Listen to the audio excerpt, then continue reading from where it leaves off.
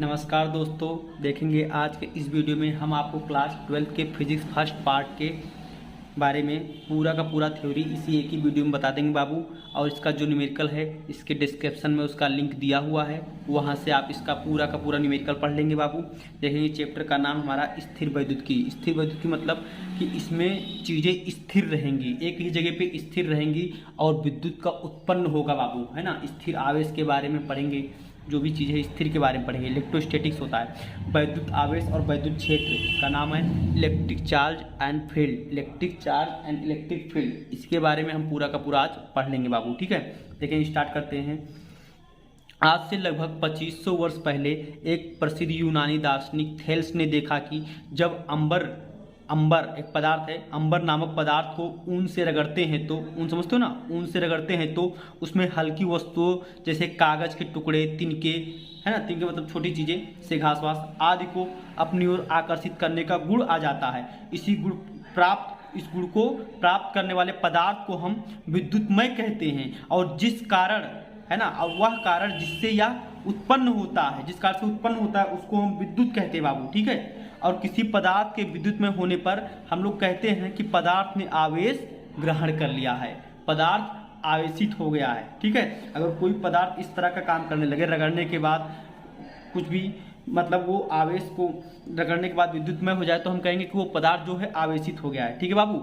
अब आप देखेंगे आवेश क्या होता है, ठीक है, इतना समझ में आ गया। आप देखेंगे आवेश क्या होता है, आवेश के बारे में देखेंगे बाबू, आवेश के बारे में आपको बता रहे हैं, ठीक है। वैद्युत आवेश, इलेक्ट्रिक चार्ज। आवेश किसी पदार्थ का ऐसा गुण है बाबू जिसके कारण चुंबकीय प्रभाव तथा वैद्युतीय प्रभाव उत्पन्न होता है, ठीक है। किसी पदार्थ का ऐसा गुण जिसके कारण वैद्युत तथा चुंबकीय प्रभाव उत्पन्न करता है वही आवेश कहलाता है, ठीक। वैद्युत आवेश को अनिश्चित रूप से विभाजित नहीं किया जा सकता, मतलब ऐसा नहीं कर सकता कि 0.5 आवेश, ऐसा नहीं 0.5 इलेक्ट्रॉन, इस तरह से नहीं कर सकते हैं। अतः यह इलेक्ट्रॉन या प्रोटॉन का पूर्ण गुणक होता है, अर्थात Q बराबर Ne होता है बाबू। n इलेक्ट्रॉनों या प्रोटॉनों की संख्या है और E जो है इलेक्ट्रॉन का आवेश है 1.6 × 10⁻⁹ कूलाम। इस तरह से हम वैद्युत आवेश के बारे में पढ़े बाबू कि आवेश किसी पदार्थ का ऐसा गुण है जिसके कारण वैद्युतीय या चुंबकीय प्रभाव को उत्पन्न किया जा सकता है, ठीक है। अभी इस आवेश के बारे में भी बहुत कुछ है, आगे बता रहे, देखिए इसको ध्यान से। देखिए वैद्युत आवेश मुख्यतः दो प्रकार के होते हैं, धनावेश तथा ऋणावेश। देखो बाबू, जो पदार्थ इलेक्ट्रॉन ग्रहण करते हैं ऋणावेश होते हैं, मतलब जो इलेक्ट्रॉन को ग्रहण कर लेता है उसको हम ऋणावेश कहते हैं। और जो पदार्थ इलेक्ट्रॉन को त्यागते हैं उनको धनावेश कहते हैं, मतलब जो इलेक्ट्रॉन को त्याग देते हैं उन्हीं को हम धनावेश कहते हैं। सजातीय आवेश, जैसे इलेक्ट्रॉन या प्रोटॉन, तो सजातीय आवेश एक दूसरे को प्रतिकर्षित करते हैं। तथा विजातीय आवेश, जैसे इलेक्ट्रॉन प्रोटॉन हो गया या प्रोटॉन इलेक्ट्रॉन हो गया, इसी को हम विजातीय आवेश कहते हैं। विजातीय आवेश एक दूसरे को आकर्षित करते हैं बाबू। स्क्रीनशॉट लेते रहना मुन्ना, स्क्रीनशॉट से तुम्हारा नोट तैयार हो जाएगा बाबू, ठीक है। और देखो बाबू, ये समझ में आ गया। धनावेश और ऋणावेश, जो इलेक्ट्रॉन को ग्रहण करते हैं वो ऋणावेश होते हैं, जो इलेक्ट्रॉन को त्याग देते हैं वो धनावेश होते हैं। जब कांच की छड़ को रेशम से रगड़ते हैं तो कांच के परमाणुओं से कुछ इलेक्ट्रॉन निकलकर रेशम में चले जाते हैं, तो इससे कांच पर धनावेश होता है और रेशम पर ऋणावेश आ जाता है बाबू। इस विधि को घर्षण द्वारा आवेशन कहते हैं बाबू। ये टॉपिक भी आपसे पूछ सकता है बोर्ड में, एक अकेला पूछ सकता है कि घर्षण द्वारा आवेशन क्या है, तो आप बता देंगे कि जब कांच की छड़ को रेशम से रगड़ते हैं तो कांच के परमाणुओं से कुछ इलेक्ट्रॉन निकलकर रेशम में चले जाते हैं, इससे कांच पर धनावेश तथा रेशम पर ऋणावेश आ जाता है। इस विधि को घर्षण द्वारा आवेशन कहते हैं। उसके बाद एक नेक्स्ट टॉपिक बाबू देखिए, वैद्युत आवेश ना तो उत्पन्न किया जा सकता है और ना ही नष्ट किया जा सकता है, बस एक रूप से दूसरे रूप में, मतलब एक पदार्थ से दूसरे पदार्थ में चला जाता है। तो यह वैद्युत आवेश का संरक्षण का नियम बाबू। एक नंबर पूछ सकता है कि वैद्युत आवेश संरक्षण नियम क्या है, तो वैद्युत आवेश संरक्षण नियम अगर आता है तो आप लिखेंगे वैद्युत आवेश ना तो उत्पन्न किया जा सकता है और ना ही नष्ट किया जा सकता है, ठीक है। बस एक पदार्थ से दूसरे पदार्थ में स्थानांतरित किया जा सकता है, ठीक है। ये भी आपका हो गया। अब इसके बाद आता है आपका एक टॉपिक बाबू, प्रेरण द्वारा आवेशन, मतलब किसी पदार्थ को आवेशित करना, वो भी प्रेरण द्वारा, ठीक है बाबू। मतलब प्रेरण मतलब प्रेरित करा के होता है, उसके पास रख देते, बस टच नहीं कराते हैं वस्तु को हम, ठीक है। तो प्रेरण द्वारा आवेशन क्या है, जब एक आवेशित वस्तु को, ठीक है बाबू, चार्जिंग बाय इंडक्शन बता रहे हैं आपको, जब एक आवेशित वस्तु को एक अनावेशित वस्तु के पास रखते हैं तो अनावेशित वस्तु भी आवेशित हो जाती है। इस घटना को प्रेरण द्वारा आवेशन कहते हैं। देखो बाबू, ये आवेशित वस्तु है, सब पे प्लस प्लस है, ये अनावेशित है, कुछ भी प्लस माइनस नहीं, मतलब ना तो इलेक्ट्रॉन लिया है ना तो इलेक्ट्रॉन दिया है। लेकिन जब इसको इसके पास थोड़ा ले आते हैं तो क्या होता है, इस परमाणु के पास जो इलेक्ट्रॉन है वो इसके पास दौड़ के आ जाते हैं, मतलब सब बाहर निकलने के लिए। जब इलेक्ट्रॉन इसके पास आते हैं तो यहाँ पे प्लस प्लस बच जाता है, तो इस तरह से दोनों ही आवेशित हो जाते हैं। इसी घटना को प्रेरण द्वारा आवेशन कहते हैं बाबू। ठीक है, अब आगे देखिए आप लोग, कूलाम का नियम देखेंगे बाबू, है ना। कूलाम का नियम क्या है, कूलाम्स लॉ। दो स्थिर बिंदु आवेशों के बीच लगने वाला वैद्युत बल दोनों आवेशों के परिमाण के गुणनफल के अनुक्रमानुपाती कहो बाबू, चाहे समानुपाती कहो, अनुक्रमानुपाती तथा उनके बीच की दूरी के वर्ग के व्युत्क्रमानुपाती होता है। यह बल दोनों आवेशों के मिलाने वाली रेखा के अनुदिश ऋण से धन की ओर होता है, लगभग ऋण से धन की ओर होता है बाबू। ठीक है, अगर चिन्ह दिया है तो, नहीं तो अब ये जानेंगे बाबू कि दो स्थिर बिंदु आवेश क्या हैं। मतलब वो दोनों आवेश इस तरह से स्थिर रहें, मतलब एक ही स्थान पर ऐसे कंपन कर सकते हैं, मतलब यहाँ से विचलित नहीं हो सकते। अब बिंदु आवेश का क्या मतलब बाबू, कि दोनों आवेश बहुत छोटे हों और उनकी दूरी उनकी तुलना में बहुत ज़्यादा हो, दोनों के बीच की दूरी बहुत ज़्यादा हो और आवेश की मात्रा बहुत कम हो, तो हम कहेंगे दोनों बिंदु आवेश हैं। तो दो स्थिर बिंदु आवेश हों, उनके बीच में लगने वाला वैद्युत बल दोनों आवेशों के परिमाण के, चिन्ह के नहीं, मान लो कि ये 5 माइक्रोकूलाम है, ये 2 माइक्रोकूलाम है, तो 5 और 2 के गुणनफल के अनुक्रमानुपाती। गुणनफल के अनुक्रमानुपाती मतलब कि गुणनफल के समानुपाती, मतलब गुणनफल जितना बढ़ेगा, यह देखिए गुणनफल जितना बढ़ेगा बल भी उतना ही बढ़ेगा, तो गुणनफल के अनुक्रमानुपाती तथा उनके बीच की दूरी के वर्ग के व्युत्क्रमानुपाती होता है। तो जो उनके बीच की दूरी मान लिया r है, तो उस r के वर्ग के व्युत्क्रमानुपाती, मतलब अगर r बढ़ेगा तो ये बल घट जाएगा, इसको व्युत्क्रमानुपाती बोलते हैं बाबू, अपोजिट व्युत्क्रमानुपाती होता है। और यह बल दोनों आवेशों को मिलाने वाली रेखा के अनुदिश होता है, और अगर चिन्ह दिया है तो ऋण से धन की तरफ, और चिन्ह नहीं दिया है तो उसी पे होता है। ठीक है बाबू, तो उसी तरह से मान ले रहे, यदि दो बिंदु आवेश Q1 व Q2 एक दूसरे से r दूरी पर स्थित हो तो उनके बीच लगने वाला बल F हो।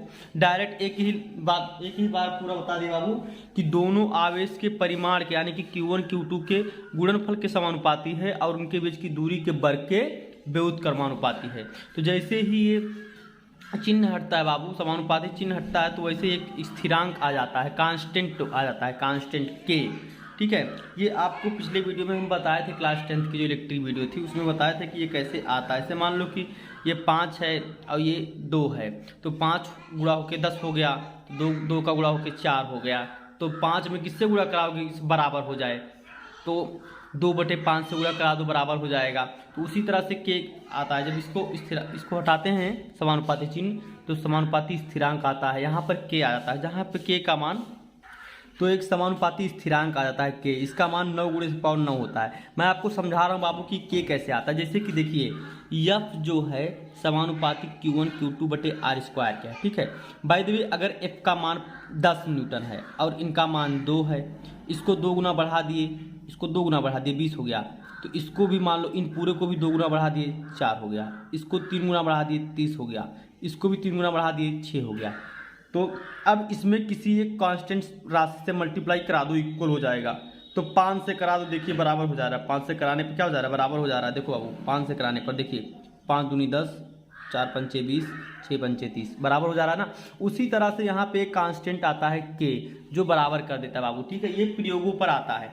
अब प्रयोगों से निकाला गया के का जो मान होता है 9 × 10⁹ होता है। ठीक है, और ये स्मॉल के को इस तरह से भी लिखते हैं कि 1/4πε0 के। ये कैपिटल के क्या है बाबू, ये कैपिटल के जो है माध्यम का परावैद्युतांक है, और वायु के लिए इसका मान 1 होता है और धातुओं के लिए अनंत होता है। ठीक है, और ε0 क्या है, ε0 जो है निर्वात की विद्युतशीलता है, इसका मान यहाँ पर भी लिखे हैं, यहाँ पर भी लिखे हैं 8.85 10⁻12, यहाँ जगह नहीं था, यहाँ लिख दिए हैं कि कूलाम स्क्वायर प्रति न्यूटन मीटर स्क्वायर, इसका यहाँ पे मान है कूलाम स्क्वायर प्रति न्यूटन मीटर स्क्वायर। ये यहाँ से आता है बाबू। देखो जैसे कि अगर 1/4πε0 इसमें रख देंगे तो कोई आपको नया फार्मूला मिल जाएगा बल का, कि यह बराबर 1/4πε0, और कैपिटल के का मान वायु के लिए 1 होता है, तो यहाँ पर समझो कि कैपिटल के का मान 1 रख दिए हैं। ठीक, तो Q1 Q2/r², तो ε0 ऊपर जाएगा तो F नीचे आ जाएगा। तो यहाँ से ε0 का मात्रक निकाल लेते हैं कि कूलाम × कूलाम, तो कूलाम स्क्वायर बटे न्यूटन मीटर स्क्वायर। ठीक है, इस तरह से हो गया। अब इसको थोड़ा सा आगे और देखो, देखिए बाबू, आपको एक गजब ट्रिक बता रहे। देखिए F बराबर 1/4 कैपिटल के Q1 Q2 बटे आर स्क्वायर होता है। तो इससे स्पष्ट है कि ये इप्सिलॉन नॉट के विरुद्ध क्रमानुपाती है। मतलब अगर F बढ़ेगा तो इप्सिलॉन नॉट घट जाएगा, अगर इप्सिलॉन नॉट बढ़ेगा तो बल घट जाएगा। तो इस तरह से अगर हम यहाँ 1 होगा, यहाँ 1 होगा, यहाँ 2 होगा, यहाँ 2 होगा, तो ये अक्सर इसलिए पूछता है बाबू कि पहले माध्यम के लिए बल का दे देता है, पहली बार बल एप्सिलॉन नॉट का मान देता है, तो दूसरे लिए एप्सिलॉन नॉट देता है तो बल का पूछ लेता है। तो ये फार्मूला लगाकर हम डायरेक्ट निकाल लेंगे, ठीक है। इसी तरह से ये जो है के भी विरुद्ध क्रमानुपाती है ना, तो के भी विरुद्ध क्रमानुपाती होता है, तो 1/k होता है। इस तरह से F1 बटे F2 करेंगे तो K2 बटे K1 हो जाएगा। अक्सर ये पूछ लिया जाता है कि पहले माध्यम में जो है वायु में रखा था तो इतना न्यूटन बल लग रहा है, तो जब माध्यम में रखेंगे कितना न्यूटन बल लगेगा। तो वायु के लिए K का मान 1 होता है, और जब माध्यम के लिए दिया रहेगा तो वहाँ से चाहे बल निकाल लेंगे चाहे इसको निकाल लेंगे, ठीक है। यहाँ पे दिखा भी है बाबू की धातुओं के लिए K का मान अनंत होता है, इनफाइनाइट, और वायु के लिए 1 होता है, ठीक है। अब इसको क्या बोलते हैं, अभी यही बताया था, इसको बोलते हैं एप्सिलॉन 0 या एप्सिलॉन नॉट बोलते हैं, ठीक है। निर्वात की विद्युतशीलता है, परमिटिविटी ऑफ फ्री स्पेस, इसका मान होता है 8.854 10⁻12 कूलाम स्क्वायर प्रति न्यूटन मीटर स्क्वायर। अब इसकी बीमा बाबू यहाँ से भी बीमा निकाल सकते हैं इसके डायरेक्ट फार्मूले से कि कूलाम स्क्वायर, यानी कि उसको हम वहाँ फार्मूले से ले रहे हैं कि Q1 Q2, और ये ऊपर चला गया, यहाँ से ले रहे हैं। देखो बाबू यहाँ से ले रहे हैं, आपको दिखा रहे हैं, देखिए यहाँ से ले रहे हैं। इप्सिलॉन नॉट ऊपर चला गया, बल नीचे आ गया, और जो 1/4 कैपिटल के है ये सब कांस्टेंट है। तो 4 कैपिटल के कांस्टेंट की बीमा नहीं होती, क्योंकि ये लोग की मात्रक नहीं, इसलिए ये लोग की बीमा नहीं है। तो इप्सिलॉन नॉट ऊपर जाएगा, बल नीचे आ जाएगा, तो इसीलिए Q1 Q2 की बीमा बटे बल की बीमा गुणे आर स्क्वायर की बीमा, ठीक है। तो इस तरह से भी निकाल सकते हैं कि कूलाम स्क्वायर बटे न्यूटन मीटर स्क्वायर। तो कूलाम की बीमा Q बराबर IT होता है ना, Q बराबर IT, I मतलब एम्पियर धारा और T मतलब समय, तो AT हो गया, ठीक है। वहाँ से AT इसका भी हो गया, और ये MLT -2 हो गया, L स्क्वायर हो गया, ये L2 हो गया। स्क्वायर नहीं पढ़ सकते बाबू, L2 पढ़ते हैं उसको, ठीक है। तो अब नीचे ऊपर आ जाएगा A2 और T2, माने A2 और T2 हो गया, और ये M पे पावर 1 है, नीचे ऊपर जाएगा तो -1, L पे पावर 1 और ये 2 3, तो ऊपर गया तो -3, और T पे पावर -2 है, ऊपर गया तो T पे पावर 2 और +2, और 1 और 1 2 ये था, तो T पे पावर 4 हो गया, और A पे पावर 1, A पे पावर 1, A पे पावर 2 हो गया, ठीक है। इस तरह से इप्सिलॉन नॉट की बीमा निकाल लेते हैं, ठीक है। अब आगे देखिए आप लोग। अच्छा, अब स्क्रीनशॉट लेते रहना, इससे आपका नोट तैयार हो जाएगा, ठीक है बच्चों, ठीक है। देखें बाबू, कूलाम के नियम का सदिश स्वरूप, मतलब कूलाम नियम का सदिश निरूपण भी इसको कहते हैं ना, coulombs law in vector form. कैसे होता है कि जैसे कि कूलाम का जो नियम था कि दो बिंदु आवेशों Q1 Q2 उनके बीच की दूरी r हो, तो उनके बीच लगने वाला वैद्युतीय बल आवेशों के परिमाण के गुणनफल के समानुपाती और दूरी के वर्ग के विरुद्ध क्रमानुपाती होता है। तो इसका सदिश रूप में क्या होता है फॉर्म, ठीक है बाबू। सदिश रूप में मैं आपको बता दूं कि सदिश में यही होता है कि Q1 के द्वारा Q2 पे लगने वाला बल और Q2 के द्वारा Q1 पे लगने वाला बल बराबर होता है, बस दिशाएं विपरीत होती हैं, यानी कि ये न्यूटन के तृतीय नियम का पालन करता है, बस यही चीज़ है। उसी को हम प्रूफ करने जा रहे हैं आज, देखेंगे कैसे लिखेंगे बाबू आप लोग। देखिए मान ऐसे लिखेंगे, माना Q1 व Q2 एक ही चिन्ह के दो बिंदु आवेश जो निर्वात में A व B पर रखे गए हैं, ठीक है, जैसा कि चित्र में दिखाया गया है। देखिए समझो कि निर्वात है, Q1 Q2 R दूरी पर रखे हैं, इसको A बिंदु मान लेंगे, इसको B बिंदु मान लेंगे। फिर पुनः माना कि Q1 के कारण Q2 पर लगने वाला बल F21, इसको ऐसे लिखे बाबू, Q1 के कारण Q2 पे, देखो 1 के कारण 2 पे लगने वाला बल, और ऊपर ये बार का मतलब है कि सदिश को, इसको बल सदिश राशि है ना, इसलिए सदिश से दिखा रहे हैं इसको ऐसे बार लगाकर। तथा Q2 के कारण Q1 पे लगने वाला बल, ये Q1 है, Q1 पर लगने वाला बल, यानी कि 2 के कारण 1 पे लगने वाला बल, तो 2 in 1, ठीक है, यहाँ पे भी बार लगा दिए हो। तो अब ध्यान से देखिए, 1 के कारण 2 पे लगने वाला बल, जब 1 के कारण 2 पे लगने वाला बल मतलब कि इस आवेश कारण इस पर लगने वाला बल, तो 1/4 pi epsilon not Q1 Q2 बटे R स्क्वायर। अब इसको आप चाहे R12 लिखिए चाहे R21 लिखिए, स्क्वायर है तो परिमाण ही है, तो भाई उसको अब ये इसको सदिश में नहीं लिख सकते हैं आप, ठीक है। अगर लिखेंगे तो भी इसका रूप यही आएगा, मतलब जैसे कि A वेक्टर A का मल्टीप्लाई करते हैं तो A आता है ना, से A वेक्टर A हो उसका मल्टीप्लाई करेंगे क्या आएगा, A ही आएगा। उसी तरह से ये भी होता है, देखिए जैसे कि अगर A वेक्टर A मल्टीप्लाई आप करा रहे हैं इसको, मान लो कि वेक्टर A का स्क्वायर है, मल्टीप्लाई करा तो क्या आता है, A ही तो आता, A स्क्वायर ही तो आता है। इसीलिए आप इसको जब स्क्वायर वेक्टर को स्क्वायर के रूप में लिखते हैं तो आप ये भी लिख सकते हैं डायरेक्ट, ठीक है। तो ये लिखेंगे तो और अच्छा रहेगा, इसीलिए हम R स्क्वायर लिख दिए। अब इसके बाद R12 कैप, ये क्या बताता है, ये डायरेक्शन बताता है बाबू, मतलब 1 से 2 की दिशा में, ठीक है, 1 से 2 की दिशा में। और ये बल जो है इस तरह से लगा है कि 1 के कारण 2 पे लगने वाला बल, लेकिन जो दिशा है वो दिखा रहा है 1 से 2 की दिशा में, ये उल्टा होता है, बल का जो डिस्टेंस होता है उल्टा होता है। तो ये एक कैप होता है। कैप का मतलब होता है कि एकांक वेक्टर, है ना, यूनिट वेक्टर, एकांक सदिश। यूनिट वेक्टर क्या होता है बाबू? यूनिट वेक्टर की फार्मूला होती है यूनिट वेक्टर की कि एकांक से बराबर होता है कि सदिश बटे सदिश का मापांक, मतलब वेक्टर अपॉन वेक्टर का मैग्नीट्यूड। इससे क्या होता है बाबू, ये जो है ये केवल डायरेक्शन बताने का काम आता है। इसका जो मापांक होता है एक आता है। जैसे मान लो कोई भी यूनिट वेक्टर है उसका मापांक लेंगे तो वो एक आएगा। ये सिर्फ डायरेक्शन बताने के काम आता है, ठीक है। तो डायरेक्शन बताया जाता है इससे बस।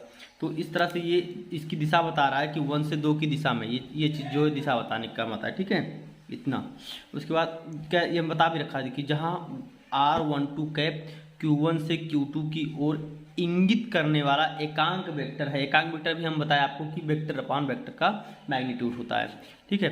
तथा इसी तरह से 2 के कारण 1 पे लगने वाला बल 1/4 pi epsilon not Q1 Q2 बटे R²। तो 2 के कारण 1 पे लगने वाला बल तो 2 से 1 की दिशा में, मतलब 2 से 1 की दिशा में ये वेक्टर रहते हैं, ये सदिश, ठीक है, ये सदिश दूरी लेते हैं। हो गया कैप। तो यहाँ पर भी यहाँ पे R21 कैप जो है Q2 से Q1 की ओर इंगित करने वाला एकांक वेक्टर है। यदि R12 Q1 से Q2 की ओर विस्थापन सदिश हो तो, मतलब ये जैसे कि आपको परिमाण भी बता रहे थे ना, वही चीज़। तो R12 का कैप बराबर R12 यानी कि सदिश बटे सदिश का मापांक। अरे R12 का मापांक भी R ही आएगा, मतलब ये जो दूरी है वो R ही तो है, चाहे R12 इसको लिखिए चाहे R21 लिखिए, मतलब इसके यहाँ से ये दूरी यहाँ से ये दूरी तो वो R ही है, तो इसीलिए उसको R से ही लिख दिए हैं, ठीक है। तो इस तरह से अब समीकरण 1 में हम क्या कर सकते हैं कि जैसे ही हम R कैप की जगह पे R सदिश R12 बटे R लिखेंगे तो देखिए यहाँ पर देखिए ध्यान से, जैसे इसको लिखेंगे तो ये स्क्वायर है, तो ये वाला R इससे क्यूब हो जाएगा, R क्यूब हो जाएगा, और ये कैप की जगह पे इस सदिश आ जाएगा, ठीक है। तो इस तरह से भी हो सकता है कि क्यूब हो जाएगा, ठीक। और भी देखिए, और यदि R विस्थापन सदिश इसका परिमाण हो तो, मतलब इसका मैग्नीट्यूड हो इस तरह से, तो वही चीज़ है। फिर उसको भी हम लोग जो है R जो 12 था, ये R12 यानी R21 यानी कि F12 के यानी कि 2 के कारण 1 पे लगने वाले बल के दिशा में, यानी कि समीकरण नंबर 2 जो था यहाँ पर R21 कैप की जगह पे R21 बटे R जब लिखेंगे बाबू, R21 बटे R लिखेंगे तो R² का क्यूब हो जाएगा और ये R21 सदिश हो जाएगा, ठीक। और हम ये भी जानते हैं कि जो R12 है और R21 है ये दोनों विपरीत दिशाओं में है। क्या है? विपरीत दिशाओं में, तो इसलिए दोनों का चिन्ह माइनस हो जाएगा, एक दूसरे के बराबर होंगे, है ना। तो ये विपरीत दिशाओं के एकांक वेक्टर हैं, इसलिए ये दोनों के बराबर तो रहेंगे लेकिन माइनस में रहेंगे, ठीक है। डायरेक्शन अलग अलग है। R2 मतलब 2 से 1 की ओर दिशा और R12 मतलब 1 से 2 की ओर दिशा, ठीक है।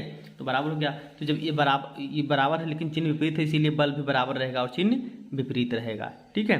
अतः दोनों आवेशों के द्वारा एक दूसरे पर लगने वाला बल बराबर एवं विपरीत है। इस प्रकार कूलाम के नियम से न्यूटन के तृतीय नियम का पालन होता है। कूलाम का नियम न्यूटन के तृतीय नियम का पालन करता है, ठीक है। आगे अब देखिए, लिख रहे हैं, देखिए बाबू आपको बता रहे हैं भैया, बहुल आवेशों के बीच बल अध्यारोपण का सिद्धांत भी से कैसे, ठीक है। फोर्स बिटवीन मल्टीपल चार्ज या प्रिंसिपल ऑफ सुपरपोजिशन, ठीक। क्या होता है, जैसे कि कोई एक पॉइंट होता है बाबू, ये पॉइंट है या कोई एक पॉइंट चार्ज है, इस पर कई सारे आवेश का बल लग रहा है, ठीक है। तो यहाँ पे मूल बिंदु से उसकी पोजीशन दी गई है, ठीक है, ओरिजिन पॉइंट की पोजीशन दी गई है। आप लोग तैयार कैसे करेंगे, देखिए लिखा है इसको इस तरह से, आप लोग नोटबुक बना लेंगे। देखिए, यदि किसी निकाय में अनेक आवेश हो तो उसमें से किसी एक आवेश पर बल अन्य आवेशों के कारण अलग अलग बलों के वेक्टर के योग के बराबर होता है। मतलब अलग अलग जो आवेश हैं उन सबके द्वारा लगने वाला बल का वेक्टर जितना होगा उसका मतलब वेक्टर में सदिश में उन सबके योग के बराबर होता है। इसे ही अध्यारोपण का सिद्धांत कहते हैं बाबू, ठीक है। जो अलग अलग आवेश हैं इन सबके द्वारा लगने वाला बल का वेक्टर लेते हैं बाबू ना, उन सबको ऐड कर लेते हैं, ठीक है। देखिए आगे कैसे मानेंगे, देखिए माना कि निकाय में n आवेश Q1 Q2 Q3 dot n तक हैं, जैसा कि चित्र में दिखाया गया, आपको चित्र में दिखाया है, देखिए यहाँ पर Q1 है, Q1 पे सब लग रहे हैं बल, ठीक है। Q2 है, Q3 है, इस तरह से n है ना बाबू, तो दिखाया गया है। तो पुनः माना इससे Q1 पर वैद्युत बल ज्ञात करना है ना, कहाँ पर, Q1 पर वैद्युत बल ज्ञात करना है, तथा Q2 Q3 Qn के सापेक्ष आवेश Q1 की स्थिति वेक्टर क्रमशः, मतलब Q2 के सापेक्ष स्थिति वेक्टर R12 मतलब 2 के सापेक्ष 1 पर, फिर Q3 के सापेक्ष R13 मतलब 3 के सापेक्ष 1 पर, Q4 के कारण, है ना, इस तरह से n के कारण n के सापेक्ष 1 पर, ठीक है। तब Q2 के कारण Q1 पर लगने वाला बल, मतलब 2 के कारण 1 पर लगने वाला बल, तो 1/4 pi epsilon not Q1 Q2 बटे R12 का स्क्वायर। ठीक है, ये 12 इसलिए लिख रहे हैं बाबू क्योंकि ये बल 12 आपको पता रहे। वैसे तो इसकी जो वेक्टर होगी मतलब दिशा होगी इसके जस्ट अपोजिट होगी, R21 होगा, 21 की दिशा में एक आंसर। ये दूरी जो है सदिश जो है इसके बल के विपरीत रहेगा दूरी का जो डायरेक्शन है। ठीक है, तो ये 21 लेते हैं। ठीक, और यहाँ पे इसलिए ले रहे हैं क्योंकि ये परिमाण है, इसको नहीं लिखेंगे तो भी सही है, 12 को नहीं लिखेंगे तो भी सही है। ठीक है, लेकिन इसको इसलिए ले रहे हैं कि आप जानेंगे कि 12 यानी कि 2 के कारण 1 पे लगने वाला बल है। ठीक, तो इसी तरह से Q3 के कारण Q1 पर लगने वाला वैद्युत बल, तो F13 लेंगे 1/4 Q1 Q3, तो R31 इसलिए कि आप लोग ये जानेंगे। लेकिन इसका जो वेक्टर लेंगे ये जो बताता है, ये इकाई सदिश है बाबू, ये जो है दिशा बताता है, मात्रक सदिश है ना, ये दिशा बताता है। R31 मतलब 3 के सापेक्ष 1 की दूरी का लंब दिशा में सदिश। ठीक है, आगे देखिए बाबू, इसी प्रकार Qn के कारण Q1 पर वैद्युत बल। ठीक है, मतलब n के कारण Q1 पर, तो n के सापेक्ष 1 पर इसे लिखते हैं 1n, है ना, 1/4 Q1 Qn, तो ये 1n वही वाला लिख देते बाबू ताकि पता रहे। लेकिन इसकी जो स्थित सदिश की मात्रक सदिश है ना, इसकी दूरी की मात्रक सदिश है वो इसके जस्ट अपोजिट डायरेक्शन में होता है, इसलिए n1 लिखते हैं। ठीक, तो अध्यारोपण के सिद्धांत से सभी बल को क्या करेंगे, जोड़ लेंगे। जैसे 1 पूरा बल लगने वाला, 1 पर लगने वाला बल है ना, Q1 पर लगने वाला प्रदान वैद्युत बल, तो 1 2 मतलब 2 का 1 पे लगने वाला बल, 3 का 1 पे, 4 का 1 पे, n का 1 पे, इस तरह से, है ना। तो इन सबको ऐसे लिख लिए 1/4 Q1 Q2 बटे R12 का स्क्वायर या 2 का कैप, इस तरह से सब लिख लिए। ठीक है, उसके बाद क्या बाबू देखिए 1/4 और Q1 सब में कॉमन है, यहाँ से देखिए सब में कॉमन है ना, Q1 सब में, तो कॉमन Q1 सब में था बाबू, देखिए 1/4 Q1 सब में, तो कॉमन ले लिए 1/4 Q1 सब में कॉमन ले लिए, तो यहाँ पे बचा Q2 R12 का स्क्वायर R1 का कैप, Q3 यहाँ पे बाकी सब कॉमन हो गया है, Q3 R13 का स्क्वायर R31 का कैप, इस तरह से Qn R1n का स्क्वायर Rn1। ठीक है, तो इस तरह से वो बाहर हो गया। अब इस सब को देखिए, सब में से देखिए 1 सब में है और ये 2 बदला है, फिर 3, फिर इस तरह से n तक, फिर 2, फिर 3, फिर n तक, तो ऐसे इसको हम i लिख देंगे, i है ना जो बदल रहा है, ये भी i, ये भी i, तो i की वैल्यू 2 से स्टार्ट करके n तक लिख दे। इसको ऐसे सिग्मा के रूप में से, सिग्मा का मतलब सबको ऐसे फिर खोलकर ऐसे जोड़ेंगे, मतलब एक बार 2 रखेंगे, एक बार 3, एक बार 4, तो ऐसे ही n तक रखेंगे बाबू। ठीक है, इस तरह से ये अध्यारोपण का सिद्धांत खत्म हो गया।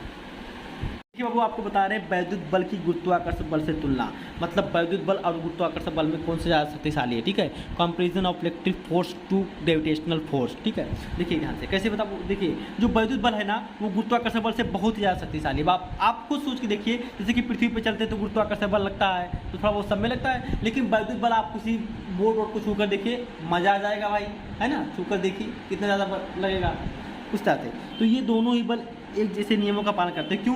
क्योंकि देखिए दोनों ही दूरी के वर्ग के विरुद्ध क्रमानुपाती होते हैं, पहली बात आप लोग सूत्र से जानते ही हैं। ठीक है, तो वही कह रहा है दोनों इसे नियम पालन करते हैं और दोनों ही निर्वात में अब क्रियाशील रहते हैं। ठीक है, दोनों ही निर्वात में भी काम करते हैं भाई, गुरुत्वाकर्षण बल भी निर्वात में काम करता है, वैद्युत बल भी निर्वात में काम करता है, परंतु इनमें थोड़ा बहुत अंतर भी है ना, कुछ अंतर भी है।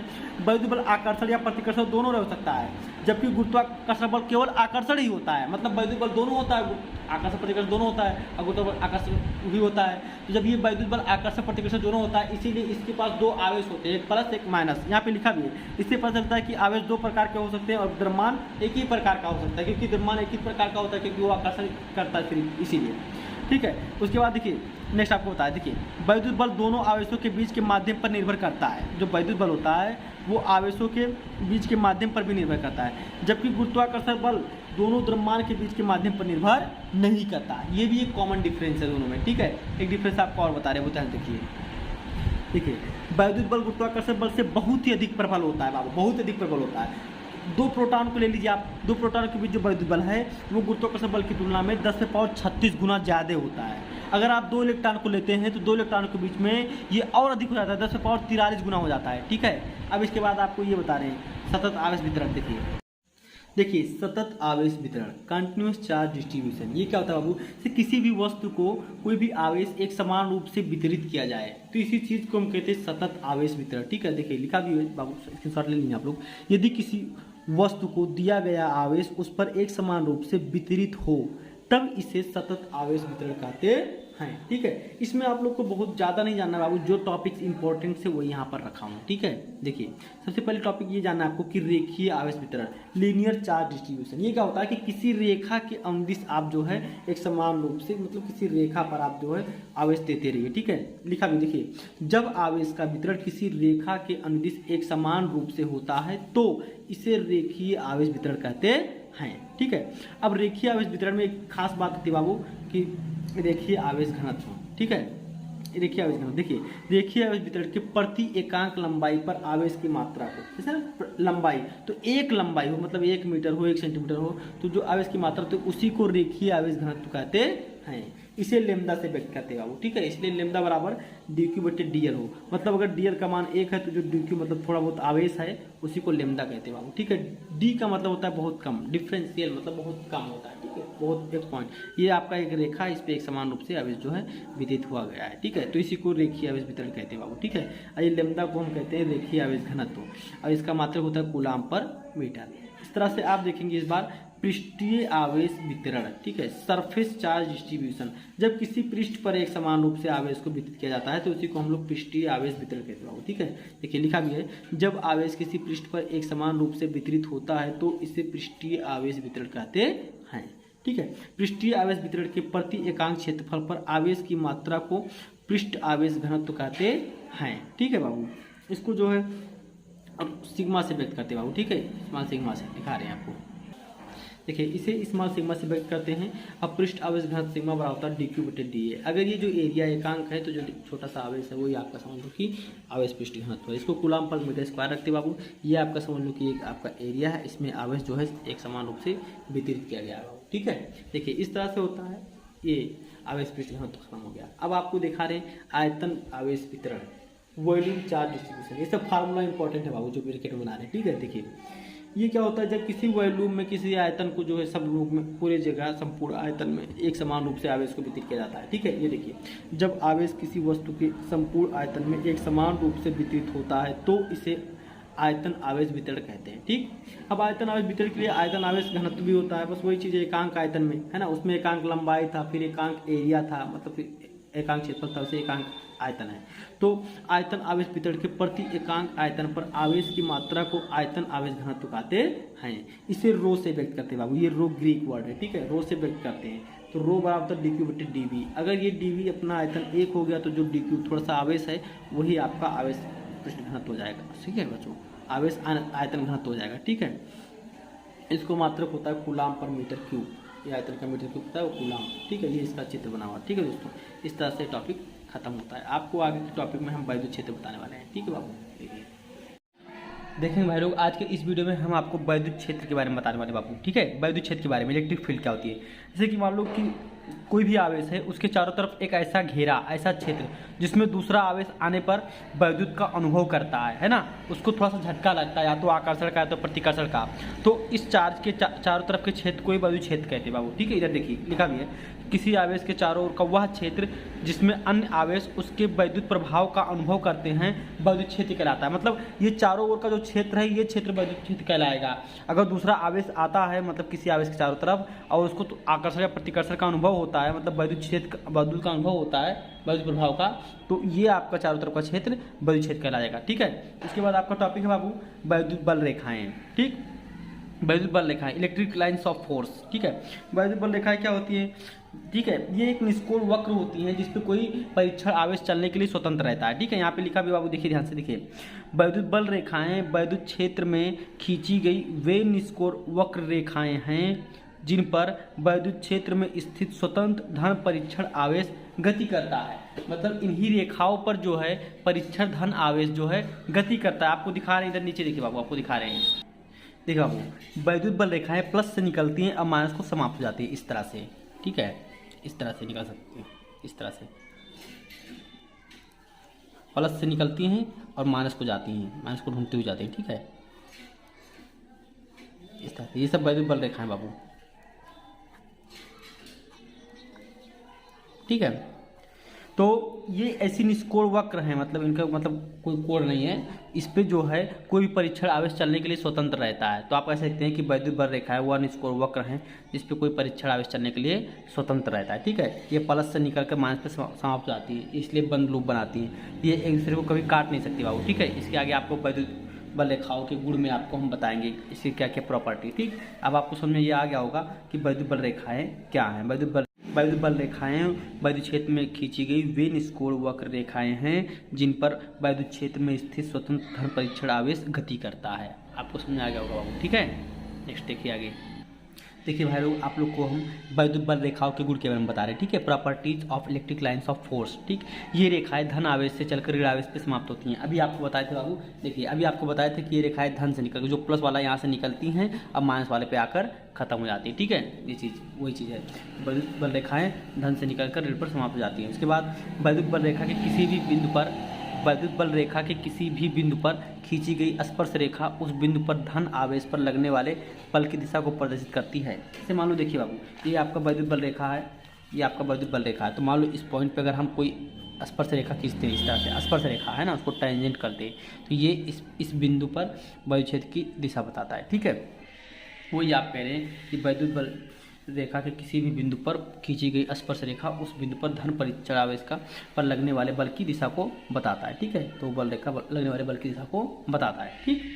ठीक है, कोई भी दो बल रेखाएं परस्पर काट नहीं सकती हैं क्योंकि उस दशा में कटान बिंदु पर दो स्पर्श रेखाएं खींची जा सकती हैं और वो असंभव है। क्यों? क्योंकि जो उस बिंदु पर बल की दो दिशाएं हो जाएंगी ना, इसीलिए ये क्या चीज़ है, असंभव बाबू। देखिए जैसे मान लो कि एक बल रेखा ये जा रही है, एक बल रेखा ये जा रही है, तो यहाँ पर अगर इस पर स्पर्श खींचेंगे तो ये आ जाएगा, इसके लिए स्पर्श खींचेंगे ये आ जाएगा, तो दो वैद्युत बल की दिशा हो जाएगी ना।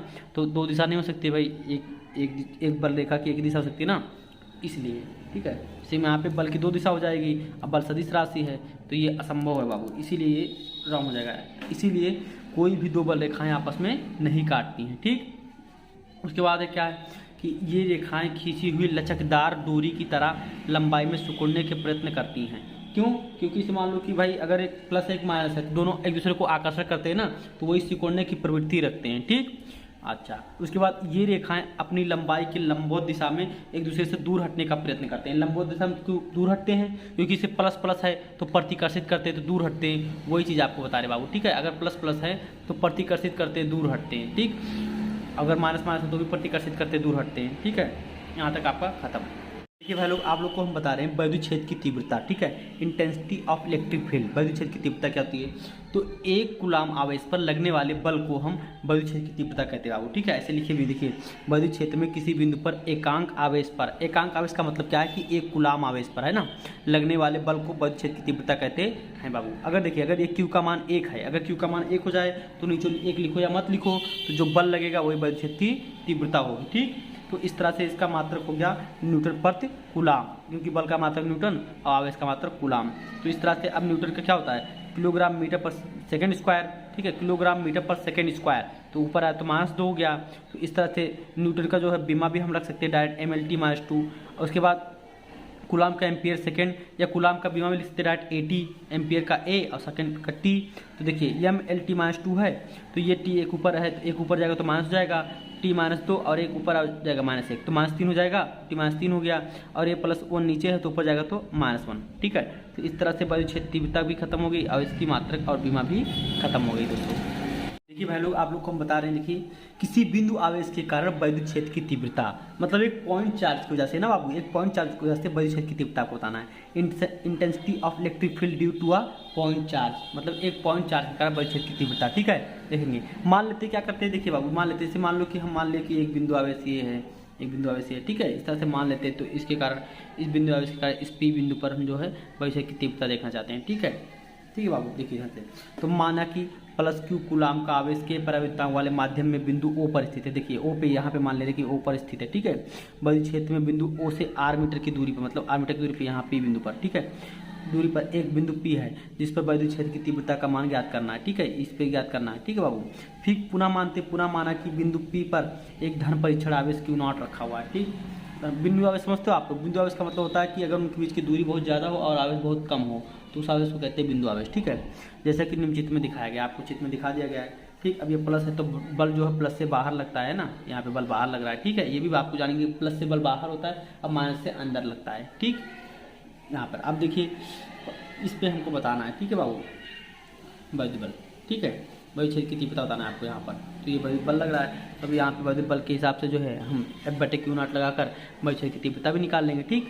तो कूलाम की नियमानुसार परिक्षण आवेश प्लस Q0 पर लगने वाले बल का मान, ठीक है, F बराबर 1/4πε0 के Q1 Q2, Q1 का मान Q है और Q2 का मान Q0 है, और उनके बीच की दूरी R का स्क्वायर है, ठीक। ये आपका कूलाम के नियम से आ गया बाबू, ठीक है। ये बराबर 1/4πε0 के Q1 Q2 बटे R स्क्वायर, तो Q1 का मान ये, Q2 का मान ये, ठीक है। तो हम बाबू देखिए वैद्युत क्षेत्र की तीव्रता के अनुसार E बराबर क्या होता है F/Q0, तो ये Q0 कैंसिल हो जाएगा, तो हो जाएगा 1/4πε0 के Q बटे R स्क्वायर, ठीक है। मात्रक हो जाएगा न्यूटन प्रति कूलाम। तो निर्वात के लिए या वायु के लिए K का मान 1 होता है, K का मान 1 होता है, ठीक है। तो अगर K का मान 1 रख देंगे यहाँ पर, हो जाएगा 1/4πε0 Q बटे R स्क्वायर। ये होता है किसी भी बिंदु पर वैद्युत क्षेत्र की तीव्रता, ठीक है। किसी बिंदु आवेश का वैद्युत क्षेत्र की तीव्रता, ये खत्म हो गया बाबू यहाँ पर, ठीक है। 1/4πε0 का मान होता है 9 × 10⁹9 न्यूटन मीटर स्क्वायर प्रति कूलाम स्क्वायर, ठीक। आपको और चीज़ बता रहे बाबू, देखिए ध्यान से, यदि किसी स्थान में कई बिंदु आवेश हो, Q1 Q2 Q3 डॉट कई बिंदु आवेश विद्यमान हो, तो उस बिंदु पर परिणामी वैद्युत क्षेत्र की तीव्रता क्या होगी, इसी से जुड़ जाएगी। इसको अध्यारोपण का सिद्धांत भी कहते हैं बाबू, ठीक है। E बराबर E1 + E2 + E3 डॉट इस तरह से, ठीक है। आपको इसके डिस्क्रिप्शन में बाबू, इस वीडियो के डिस्क्रिप्शन में न्यूमेरिकल्स के पॉइंट्स भी मिल जाएंगे। सारे न्यूमेरिकल्स को बहुत ही बढ़िया ढंग से बताया गया है, आप न्यूमेरिकल्स भी देख सकते हैं, और बाकी थ्योरीज को भी इसके डिस्क्रिप्शन में लिखा हुआ है, सबका लिंक दिया हुआ है बाबू। धन्यवाद।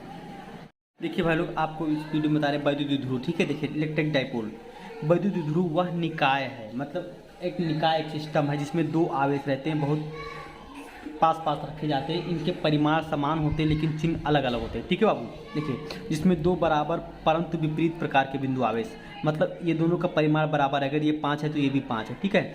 एक दूसरे से अलग दूरी पे स्थित होते हैं, मतलब ये दूरी बहुत कम होनी चाहिए, ठीक। अब विपरीत प्रकृति मतलब ये एक प्लस है तो एक माइनस होना चाहिए, ठीक है। तो इसी सिस्टम को हम वैद्युत ध्रुव कहते हैं, ठीक है बाबू। इसी सिस्टम को हम वैद्युत ध्रुव कहते हैं, ठीक है। अब देखिए जैसे मान लिया था किसी एक आवेश तथा दोनों आवेशों के बीच की दूरी के गुणनफल को ही हम वैद्युत ध्रुव का आघूर्ण कहते हैं, ठीक है। ये वैद्युत ध्रुव का आघूर्ण एक नई हेडिंग थी बाबू, इसी में इसको सबमिट कर दे, ठीक है। वैद्युत ध्रुव का आघूर्ण, वैद्युत ध्रुव का आघूर्ण मतलब कोई एक आवेश का परिमाण लेंगे और इनके बीच की दूरी का गुणनफल ले लेंगे। 2l को आप ये मत समझेंगे कि l मतलब इनके बीच की दूरी और 2 से मल्टीप्लाई, ऐसा कुछ नहीं है। 2l का मतलब इन दोनों के बीच की दूरी है, और इस q का मतलब है एक आवेश के परिमाण q, ठीक है। तो q × 2l बराबर होता है ये वैद्युत ध्रुव का आघूर्ण p, ठीक है। p बराबर 2ql, ठीक है।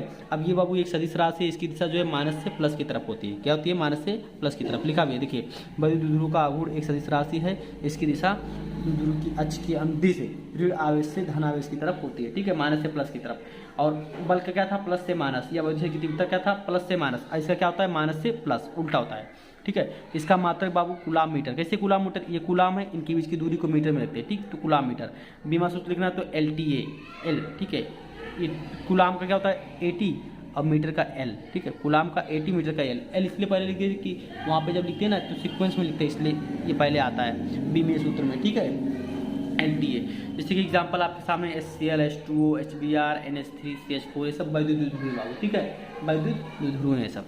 अब आगे देखिए भाई लोग, आज का टॉपिक है वैद्युत ध्रुव के कारण उत्पन्न वैद्युत क्षेत्र की तीव्रता, intensity of electric field due to an electric dipole. तो मतलब वैद्युत ध्रुव के कारण हमको वैद्युत क्षेत्र की तीव्रता पढ़नी है। तो इसके लिए पहला पॉइंट आपको बताएंगे वैद्युत ध्रुव की अक्षीय स्थिति में किसी बिंदु पर वैद्युत क्षेत्र की तीव्रता। अच्छी स्थिति क्या होता है, जैसे मान लो कि ये हमारा वैद्युत ध्रुव है, ये भी हमारा वैद्युत ध्रुव है, तो इसी के अक्ष में इसको कहेंगे अच्छी स्थिति। अगर निरक्षीय कहेगा तो इसके लंबवत निरक्षीय स्थिति, ठीक है। तो अच्छी हमको कहा है तो हमको इसी स्थिति में माना, ठीक। अब वैद्युत ध्रुव क्या होता है कि दोनों दो आवेश हैं, एक माइनस एक प्लस, लेकिन दोनों का परिमाण समान, जैसे कि ये Q है ये भी Q है, तो इसके बीच की दूरी 2l मानते हैं, केंद्र से l इतना और l इतना, ठीक। तो हम मान ले रहे बाबू कि इसके केंद्र से O बिंदु से R दूरी पर P बिंदु पर वैद्युत क्षेत्र की तीव्रता बतानी है, ठीक है। तो जो प्लस होता है उससे प्लस के कारण बाहर, प्लस से बाहर, अब माइनस के कारण अंदर।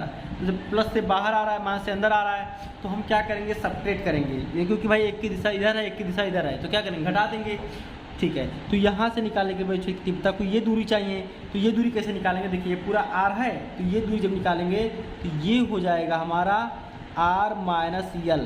क्या हो जाएगा? आर माइनस यल। देखिए ये पूरा आर है, ये यल घटा देंगे तभी तो ये दूरी आ जाएगा इस तरह से। अब इस आवेश का जब वायु क्षेत्र की तीव्रता निकालेंगे तो यहाँ से दूरी लेंगे, तो यहाँ से जब दूरी लेंगे बाबू, यहाँ से जब दूरी लेंगे तो ये पूरा आर है, इतना यल है, तो जाएगा आर प्लस यल, ये पूरा जाएगा आर प्लस यल। ठीक है, ये दूरी जगह आर प्लस यल। ठीक है बाबू, अब आपको दिखा रहे हैं इसी चीज़ को हम मानकर जो है लगाते हैं। ठीक, तो प्लस के कारण ये इधर और माइनस के कारण इधर, तो वही लगाएंगे प्लस वाला 1/4π0 क्यू बटे ये दूरी का स्क्वायर। अब फिर इसके लिए लगाएंगे 1/4π0 क्यू बटे ये दूरी का स्क्वायर। ठीक है, वो यहाँ पर है, देखिए आप लोग को दिखा रहे बाबू, ये देखिए यहाँ पे मान लिए, देखिए माना एक वैद्युत ध्रुव ए बी के परिवर्तक वाले माध्यम में स्थित है। वैद्युत ध्रुव के बिंदु मध्य बिंदु ओ से r मीटर की दूरी पर इसकी अच्छी स्थिति में एक बिंदु P पर वैद्युत क्षेत्र की तीव्रता ज्ञात करनी। ठीक, तो प्लस क्यू कारण अभी बता देते, प्लस क्यू कारण बाहर की तरफ है ना, प्लस क्यू कारण वैद्युत क्षेत्र की तीव्रता E1 1/4π के Q1 बटे R माइनस L का होल स्क्वायर। ये BP दिशा में बाबू, BP दिशा में क्या है आपको दिखा रहे हैं, देखिए BP दिशा में क्या, देखिए ध्यान से, ये B और ये P, तो ये BP दिशा में E1 और दूसरा हमारा PA दिशा में। ठीक है, ये BP दिशा में था E1, ठीक, दूसरा हमारा PA दिशा में। तो उसके बाद जो है माइनस क्यू के कारण, देखिए माइनस क्यू के कारण P बिंदु पर वैद्युत क्षेत्र की तीव्रता, तो ये लेंगे E2 ले लेंगे, तो 1/4π0 के Q बटे R प्लस L का होल स्क्वायर। ठीक, R प्लस L का होल स्क्वायर लेंगे, और ये जो है ये PA दिशा में है, PA दिशा में। ठीक, उसके बाद दोनों की दिशा अलग अलग है, इसलिए जब हम परिणामी निकालेंगे तो इनके अंतर के बराबर होगा।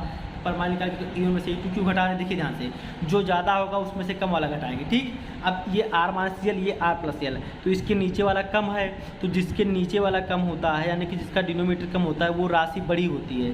भाई इसे 1/2 1/3 में कौन सा बड़ा है? 1/2 बड़ा है ना, तो इसी तरह से ये जो नीचे वाला कम है तो ये बड़ा हो गया, तो इसलिए E1 में से E2 घटा दिए।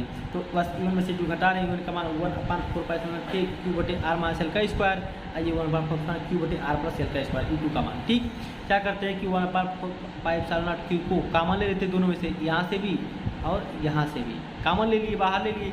अब यहाँ पे बचा 1/R माइनस L का स्क्वायर, यहाँ बचा 1/R प्लस L का स्क्वायर। ठीक, अब क्या होगा, इसका गुणा इधर, इसका गुणा इधर, इसका गुणा आपस में। ठीक, करा दिए, अब यहाँ पे हो गया। उसके बाद दोनों को ओपन कर देंगे, इसको ऐसे लिख देंगे a square plus b square plus 2ab, a square plus b square minus 2ab।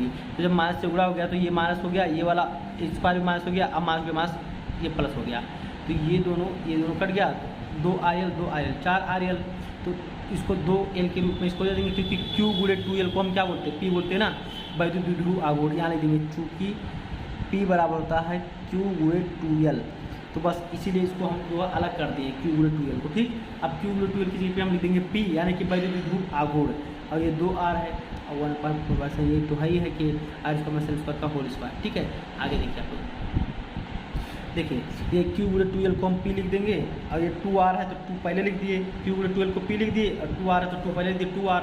ठीक, ये हो गया E बराबर 1/4π0 के 2PR बटे R square minus L square का होल स्क्वायर। ठीक, अब यदि क्या कह रहा है, अब यदि L का मान R से छोटा हो, R से छोटा हो, तो L स्क्वायर का मान R स्क्वायर से बहुत ही छोटा होगा, इसलिए इसका L स्क्वायर का मान जो है R स्क्वायर की तुलना में लगभग नगण्य मान लेंगे, 0 मान लेंगे। तो यहाँ पे 0 लिख देंगे, तो R स्क्वायर का स्क्वायर R पावर 4 हो गया, देखिए R स्क्वायर 4 हो गया, तो ये R एक R कैंसिल कर देगा तो R पावर 3 बच जाएगा, तो ये नया फार्मूला आ जाएगा 1/4π0 के 2P बटे R3। ठीक, तो वायु के लिए K का मान 1 होता है, तो 1 रख देंगे, बस ये नया फार्मूला आ गया। ठीक, अब सदिश रूप में लिखना है, तो इसका जिस दिशा में वैद्युत क्षेत्र की तीव्रता थी उसी दिशा में वैद्युत द्विध्रुव आघूर्ण भी होता है, माइनस से प्लस की तरफ ना।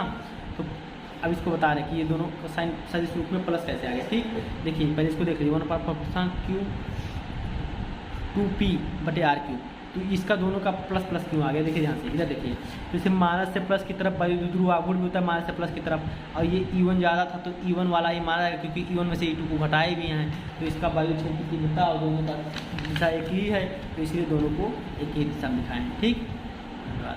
देखिए ये आपका दूसरा टॉपिक है बाबू, है ना, वैद्युत द्विध्रुव की निरक्षीय अथवा निरक्षीय कहो चाहे ऐसे निरक्षीय कहो, इस तरह से होता तो अच्छी होता, इस तरह से तो निरक्षीय है, ठीक है।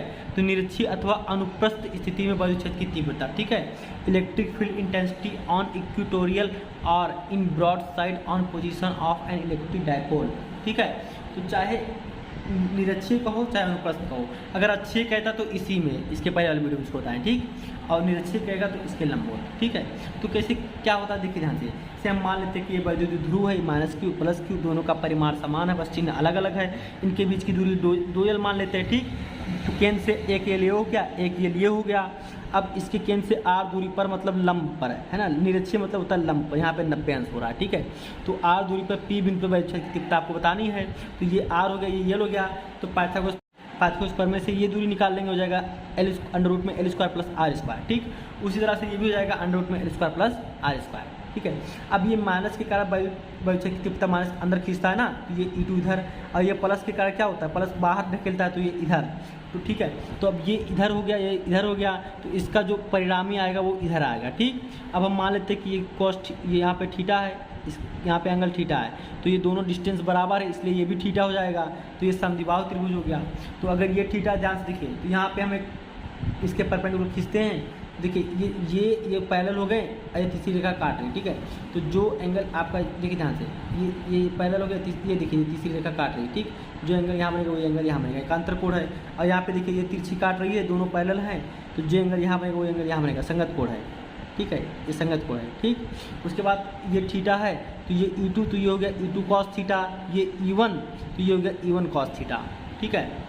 आरी बात सुनिए, आप लोग इसको देखिए, थोड़ा सा जूम आउट करके इसको दिखा रहे हैं ध्यान से देखिए। जैसे कि बाबू कि यहाँ पर दिखा रहे हैं आपको, जैसे कि ये थीटा है, ये थीटा है ना, और ये E1 है, और ये हमको बताना है। तो मान लो यहाँ से परपेंडिकुलर खींच लिए, ये वाला हमको बताना है, इसको x मान लिए। तो थीटा के सामने वाले को लंब, 90 के सामने वाले को कर्ण, और जो बचा वो आधार। तो जो हमको पता करना है वो ऊपर, और जो हमको पता है वो नीचे। देखिए ध्यान से, तो ये क्या लिख दिया, आधार, और ये क्या हो गया, कर्ण। तो आधार पर टेकर कौन सा थीटा, कॉस थीटा, तो इसका गुणा ऊपर ऐसे, तो हो जाएगा x बराबर ई कास थीटा, क्या जाएगा, ई कास थीटा। तो उसी तरह से जो थीटा के पास वाला घटक होता है वो कॉस थीटा होता है, ठीक है। जो थीटा के पास वाला घटक होता है वो क्या होता है, कॉस थीटा होता है, ठीक। तो इस तरह से ये E1 कॉस थीटा, ये E2 कॉस थीटा। तो इस तरह से जब परिणामी आएगा तो यही दोनों हम लोग क्या करेंगे, जोड़ लेंगे, ठीक है। यहाँ पे लिखा हुआ भी है, मैं आप लोग को सब पढ़ के समझा दे रहा हूँ, ठीक है। देखिए ध्यान से, यहाँ से देखिए बाबू, माना एक वैद्युत द्विध्रुव ए भी समान परिमाण एवं के दो बिंदु आवेशों माइनस के तथा प्लस के से मिलकर बना हुआ है, जिनके बीच की दूरी 2l है। इसको इस तरह से लिखा जाता है, ठीक है, ठीक है। वैद्युत द्विध्रुव के परावर्तनांक के माध्यम में स्थित है, ठीक है। इसमें के परावर्तनांक के माध्यम में स्थित है। वैद्युत द्विध्रुव की निरक्षीय स्थिति में द्विध्रुव के केंद्र O से r मीटर की दूरी पर बिंदु P पर वायु क्षेत्र की तीव्रता को ज्ञात करें, ठीक। तो चित्र से स्पष्ट है कि P की आवेश प्लस Q माइनस Q से दूरी जो है अंडर रूट में l square plus r square, इसको अभी बताया था कैसे है, ठीक है। उसके बाद प्लस Q आवेश के कारण बिंदु P पर वैद्युत क्षेत्र की तीव्रता ये आएगी। प्लस Q वाला देखिए आप लोग, ये प्लस Q, ये E1 बाहर, ठीक है, ये प्लस Q, ये E1 बाहर। तो ये आ गया है 1/4π∗Q बटे अंडर रूट में r का प्लस l स्क्वायर का होल स्क्वायर। ये दूरी का स्क्वायर होता है ना, तो दूरी यही है, दूरी हमारी अंडर रूट में l square plus r square, तो इसी का स्क्वायर होगा। बात खत्म। ऐसे B से P की दिशा में देखिए ध्यान से, ये B है, ये P है, तो B से P की दिशा में, ठीक। ये हो गया एक चीज़। इसी प्रकार मास Q आवेश के कारण निकालेंगे तो वो आएगा E2 बराबर 1/4π∗Q बटे r square plus l square का रूट का स्क्वायर कर दिया, डायरेक्ट निकाल दिया। और ये P से A की दिशा में है, ध्यान से देखिए, P से A की दिशा में, ये आपका जो P से A की दिशा में ये हमारा E2 है, ठीक है। आप जो इसकी दिशा देखिए वही चीज़ है। यहाँ पर देखिए क्या कह रहा है कि E1 और E2 के परिमाण बराबर एवं दिशा में विपरीत हैं, भिन्न हैं। तो E1 और E2 को लंबवत घटक वियोजित करते हुए E1 sin theta E2 sin theta एक दूसरे को निरस्त कर देंगे। मतलब जो यहाँ पे साइन वाला घटक होगा, देखिए ये E1 sin थीटा, ये E2 sin थीटा। तो चूँकि E1 और E2 दोनों का आंसर भी बराबर आ रहा है, ठीक है। यहाँ पे देख लीजिए दोनों का मान भी बराबर आ रहा है, E1 का भी जो मान आ रहा है वही E2 का मान आ रहा है, बराबर आ रहा है। और यहाँ पे देखिए इसके साथ भी साइन है, इसके साथ भी साइन है, तो एक दूसरे को ख़त्म कर देंगे, बाकी ये वाला ऐड हो जाएगा, ठीक है। तो इस तरह से उसको ऐड कर दे रहे हैं, पीछे आपको दिखा रहे हैं कैसे ऐड किया हुआ है। ये देखिए आप देखिए यहाँ पे ऐड किए हुए हैं। तो घटक E1 cos थीटा हुआ E2 cos थीटा के परिमाणों में बराबर और दिशाएं समान हैं, ये परस्पर जुड़कर जो है परिणामी तीव्रता बना देंगे। तो E1 cos थीटा और E2 cos थीटा को जोड़ देते हैं। तो E1 का मान 1/4π∗K r square plus l square, E2 का मान भी वही चीज़। तो वो चीज़ जो दोनों में 2 बार है, देखो वही चीज़ एक बार, वही चीज़ एक बार, तो 2 से गुणा करा दिए।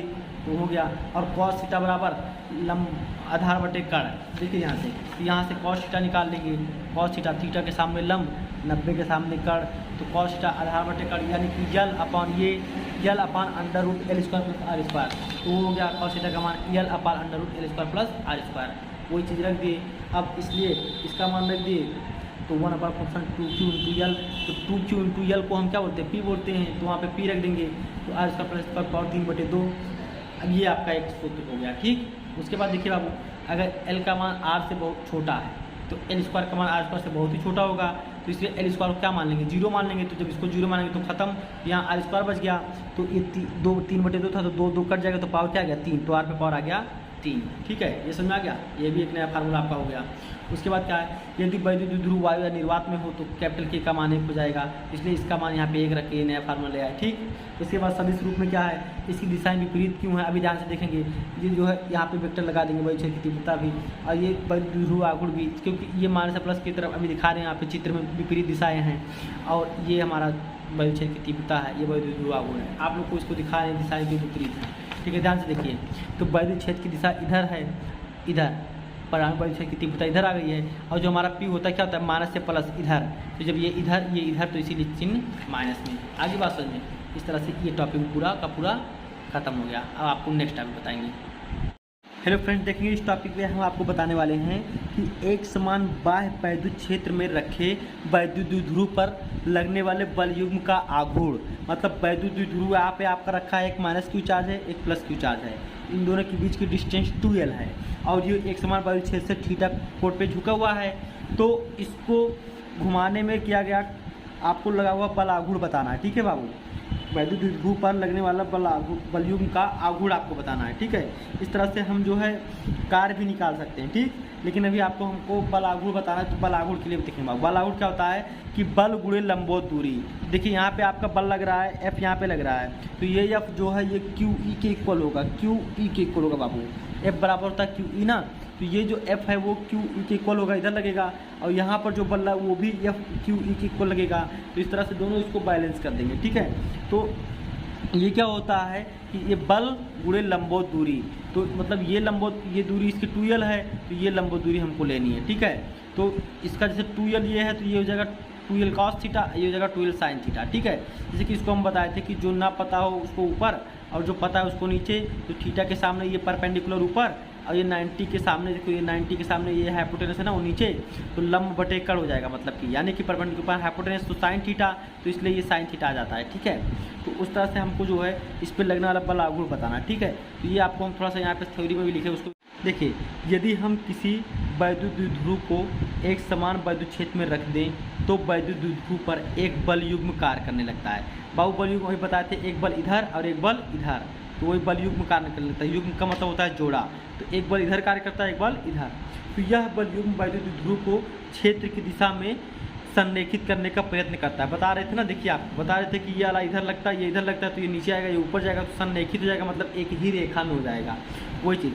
तो संरेखित करने का प्रयत्न करता है, इसे प्रत्यानयन बल युग्म कहते हैं, प्रत्यानयन बल युग्म कहते हैं, रिस्टोरिंग कपल बाबू, ठीक है। इसको हम प्रत्यानयन बल युग्म कहते हैं, ठीक। देखिए, मान लिया कि माना कि एक वैद्युत द्विध्रुव एक समान वैद्युत क्षेत्र E से थीटा कोण बनाते हुए रखा गया है, मतलब इसको मान लिया कि जो है वैद्युत द्विध्रुव था, ये देखिए एक समान वैद्युत क्षेत्र से थीटा कोण बनाते हुए रखा गया है, इसको मान लिए जैसा कि चित्र में दिखाया गया है, ठीक। पुनः माना वैद्युत द्विध्रुव के आवेश +q और -q हैं, जिनके बीच की दूरी 2l है। ये सब लिखते हैं बाबू, ठीक है, इसे लिखते हैं, फॉर्मेलिटी है, समझो कि लिखते हैं इसे। वैद्युत क्षेत्र E के कारण +q आवेश पर एक बल F बराबर QE बताए थे, क्षेत्र की दिशा में लगता है, अब माइनस के कारण उतना ही बल विपरीत दिशा में लगता है। चूँकि दोनों बल बराबर हैं, दोनों बल एक दूसरे के बराबर हैं, विपरीत हैं, समांतर हैं, तो अतः ये लोग जो है एक बल युग्म बनाते हैं जो वैद्युत द्विध्रुव को घुमाकर क्षेत्र E की दिशा में लाने का प्रयत्न करता है। इसे ही प्रत्यानयन बल युग्म का आघूर्ण कहते हैं। तो जो बल इनको घुमाकर जो है बाबू, इनको जो घुमाकर जो बल वैद्युत क्षेत्र की दिशा में लाने का प्रयत्न करता है ऐसे, तो उसी को हम जो है प्रत्यानयन बल आघूर्ण कहते हैं, ठीक है। तो आघूर्ण बराबर होता है, टाउ बराबर होता है एक बल मतलब दोनों में से कोई एक बल अगुणे दोनों बलों की क्रिया और रेखाओं के बीच की लंबवत दूरी, मतलब जो क्रिया रेखा हो रही है उनके बीच की, मान लो एक इधर है तो इनके बीच की जो है लंबवत दूरी, तो वो लंबवत दूरी होता है बाबू, ठीक है, इनके बीच की लंबवत दूरी। जैसे कि ये आपका है एक बल इधर लग रहा है, एक बल इधर लग रहा है, तो इनके बीच की जो ये लंबवत दूरी 2l sin थीटा, तो इनका गुणा करेंगे तो एक ये हमारा QE हो जाएगा और इनके बीच की दूरी 2l sin थीटा, तो इसलिए QE में 2l sin थीटा से मल्टीप्लाई करा देंगे तो वो बल आघूर्ण हो जाएगा, ठीक है। आप देखिए ध्यान से, देखिए तो ये बल आघूर्ण है आपका, तो ये बल F गुणे उनके बीच की दूरी 2l sin थीटा, ठीक है, बल अगुणे उनके बीच की दूरी 2l sin थीटा, तो ये बराबर QE था तो QE गुणे 2l sin थीटा। तो अब यहाँ से हम जो है Q गुणे 2l ये बराबर ले, Q गुणे 2l को P कहते हैं बाबू, ठीक है, ये जो Q गुणे 2l है इसी को हम P कहते हैं, वैद्युत ध्रुव आघूर्ण। यहाँ देखिए P बराबर 2QL, तो इसी को हम वैद्युत ध्रुव आघूर्ण कहते हैं, P से लिखते हैं, P sin थीटा हो गया, तो ये हो गया न्यूटन मीटर, इसका मात्रक हो गया, ये बल का न्यूटन और इसका मीटर, तो न्यूटन मीटर। अब इसको वेक्टर फॉर्म में इस तरह से लिख देते हैं कि P क्रॉस E, तो P क्रॉस E कोई करते तो साइन थीटा आता है ना सदिश फॉर्म में, उस तरह से। विशेष स्थिति है, स्पेशल कंडीशन क्या है, अगर थीटा बराबर 0 है तो यहाँ पे 0 लिखेंगे, साइन 0 का मान 0, तो पूरा टाउ बराबर 0 हो जाएगा, यानी कि अगर थीटा बराबर 0 तो काम ही नहीं करना पड़ेगा। अगर थीटा बराबर 90 अंश, मतलब अगर हमको 90 अंश तो पूरा का पूरा काम करना पड़ेगा, साइन 90 का मान 1, तो total work done maximum work हो जाएगा, मैक्सिमम बल आघूर्ण हो जाएगा, ठीक है। तो PE तुमको ज़्यादा बल आघूर्ण लगाना पड़ेगा, ठीक है, अगर टोटल 90 अंश हो जाएगा तो, ठीक है दोस्तों। इस तरह से चैप्टर आप लोग का खत्म हो गया। जितने लोग चैनल पर नए होंगे चैनल को सब्सक्राइब कर लेंगे, वीडियो अच्छी लगी तो लाइक कर लेंगे, अगर अच्छी नहीं लगी तो डिसलाइक कर सकते हैं बाबू, ठीक है। शेयर जरूर करेंगे, इससे जो है बाबू सबका नॉलेज बढ़ जाएगा। और वीडियो को बनाने में बहुत ही मेहनत लगा है, और ऐसा तो है नहीं कि मतलब कोई मुझे बाहर से वेतन मिल रहा है या कुछ मिल रहा है, बस एक आप लोग के लिए वीडियो बना रहे हैं। तो इस वीडियो को जब लाइक और शेयर जरूर करेंगे बाबू, ठीक है। आप लोग यार सब्सक्राइब नहीं कर सकते भाई, आप लोग के लिए इतना मेहनत कर रहे हैं तो कम से कम एक लाइक एक शेयर तो बनता है, एक सब्सक्राइब तो बनता है भाई, बाकी अपने सोच लीजिए। धन्यवाद।